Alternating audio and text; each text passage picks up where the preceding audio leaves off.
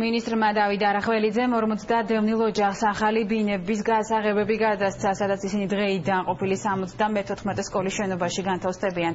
სასწავლო დაწესებულება საცხოვრებლად დევნილთა სამინისტრომ გადააკეთა. აღნიშნულ შენობაში საცხოვრებლის მისაღებად სამინისტროში სულ 140 განაცხადი შევიდა.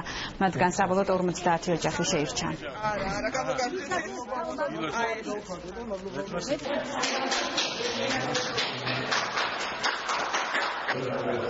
კიდევ 50-მა დევნილმა ოჯახმა მიიღო თავისი მუდმივი საცხოვრებელი ბინა აი ამ შენობაში, რომელთა რეაბილიტაციას მოახდინეთ ჩვენ, დაახლოებით 200-მდე დევნილმა გაიუმჯობესა მდგომარეობა.